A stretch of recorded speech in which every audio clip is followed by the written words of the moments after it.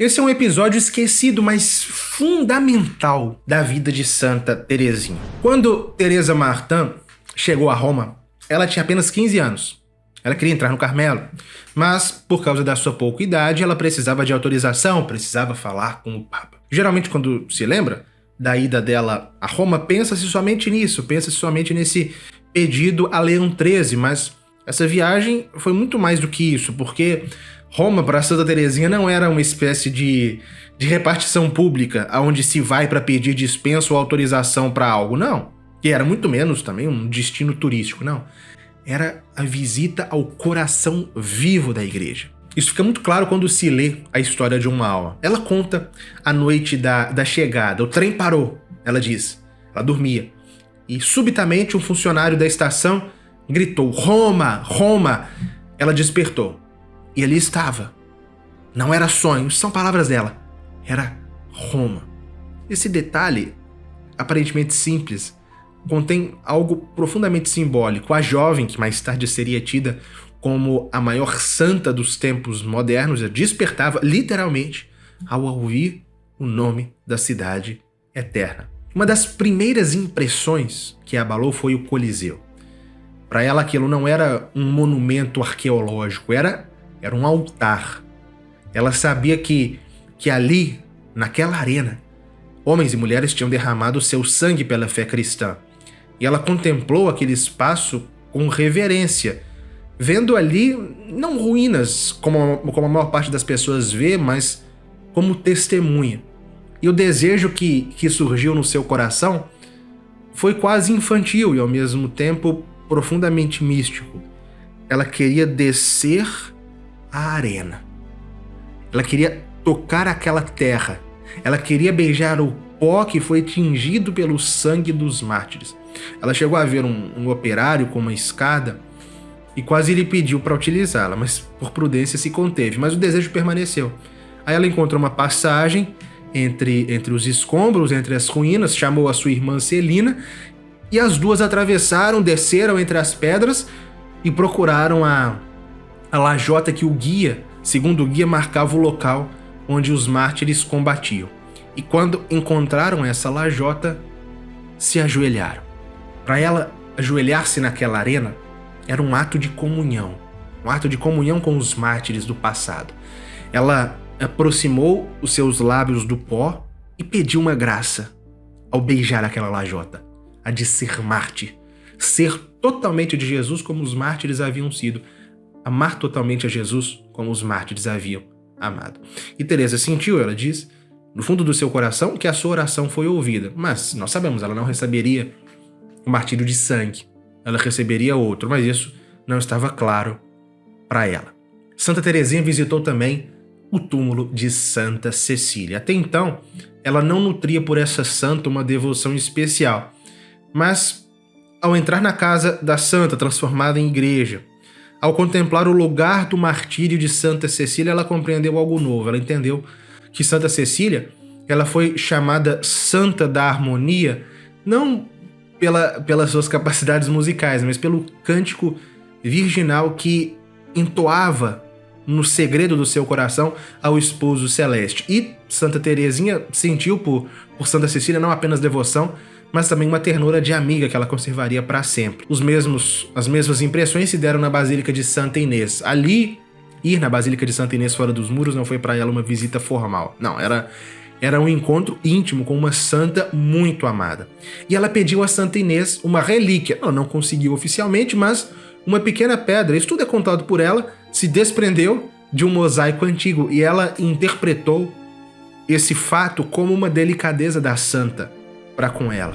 Bom, e aquela viagem de Santa Teresinha a Roma deixou uma marca permanente no coração dela. Como deixou no coração de todos os santos que visitaram a cidade eterna. Quando Santa Teresinha beijou o pó do Coliseu, ela não estava honrando o passado, não, ela estava se inscrevendo numa continuidade. E Roma é isso, essa continuidade visível da igreja em todos os séculos. Ela não é apenas uma capital histórica, mas o lugar onde a promessa de Cristo a São Pedro foi provada. Foi provada por heresias, invasões, cismas e se revelou verdadeira. E para essa jovem francesa de 15 anos, Roma foi confirmação.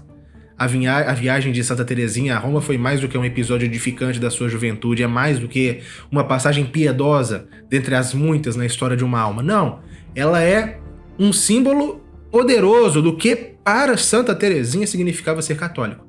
Ela foi a Roma porque sabia, ainda que não soubesse formular isso em termos teológicos complexos, ela sabia que ali estava o centro visível da igreja. Ali estavam as raízes da sua fé. Ali estavam os locais onde os mártires derramaram seu sangue. Ali, o evangelho havia sido transmitido por, no caso dela, 19 séculos. E aquilo que ela viveu, com o coração ardente, no Coliseu, nas catacumbas, na Basílica de Santa Cecília, na Basílica de Santa Inês, isso não é o privilégio de uma santa do século XIX. É o que é possível a todo católico que compreende que Roma é também a sua pátria espiritual. E vejam, se é verdade, e nós repetimos isso com uma certa frequência, que a história da igreja é a nossa história, então Roma é o lugar onde essa história se torna visível, concreta, quase tangível. Roma é como que o grande álbum de fotografias da igreja.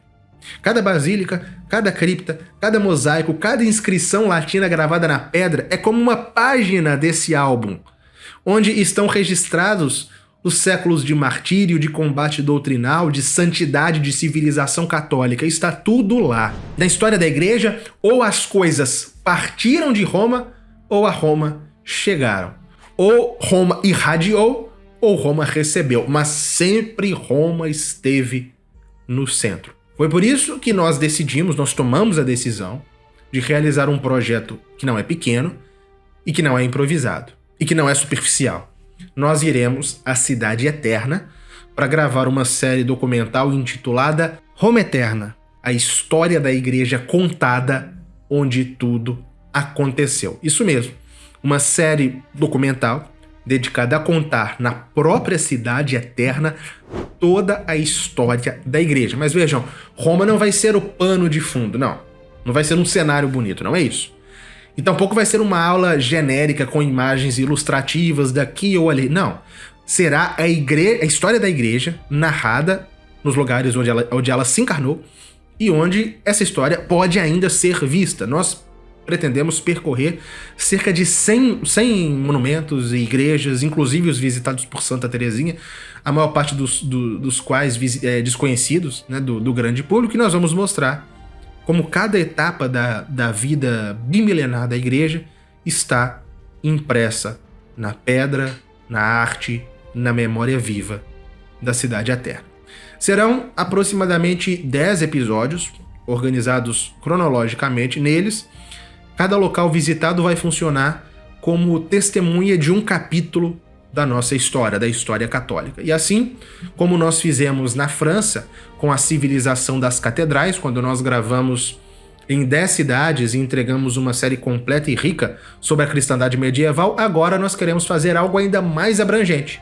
Porque não será apenas sobre um período da história, no caso era a cristandade, mas sobre todos os séculos católicos registrados em Roma. Naturalmente, um projeto dessa magnitude exige preparação séria, exige meses de pesquisa, de roteirização, de equipe audiovisual, equipamentos adequados, a permanência na cidade por tempo suficiente para registrar tudo com cuidado e depois um longo trabalho de edição, de pós-produção, de trilha sonora, finalização, etc. Não é algo que se faz de improviso ou apenas com boa vontade. Não, exige recursos concretos.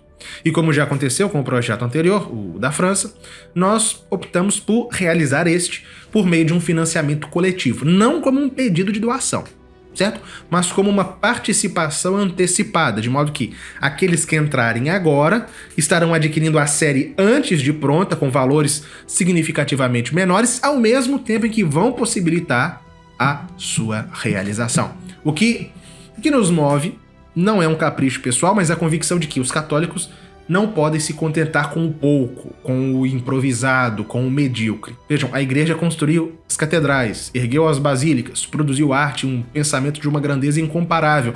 Seria incoerente que ao contar esta história, nós nos contentássemos com algo pequeno. Por isso, nós convidamos você a participar desse projeto. Nós gravaremos em maio de 2026 e vamos entregar a série em até maio de 2027, liberando os episódios progressivamente. Mas os recursos precisam ser reunidos agora, para que a preparação, a logística, a execução possam ocorrer. Então, bom, graças a Deus nós já adquirimos metade da meta, metade do valor de que nós necessitamos, mas nós ainda precisamos da outra metade. Se Santa Teresinha, ainda jovem, atravessou a Europa para ajoelhar-se na arena do Coliseu e pedir a graça do martírio, se gerações de peregrinos enfrentaram perigos, fadigas para cantar Salve, ó Roma, ao avistar a cidade do alto do Monte Mário, nós hoje podemos fazer o esforço de conhecer, compreender e transmitir essa herança. Porque Roma não é apenas uma cidade antiga, é a memória viva da igreja. E esse projeto é um modo concreto de levar essa memória até você. Venha conosco. Participando agora, você não apenas terá acesso a uma série documental completa sobre a história da igreja contada em Roma, mas também estará ajudando a tornar possível uma obra que deseja servir à formação católica séria, profunda e enraizada na tradição. Então, eu conto com a sua ajuda. O link está aqui na descrição. Fique com Deus.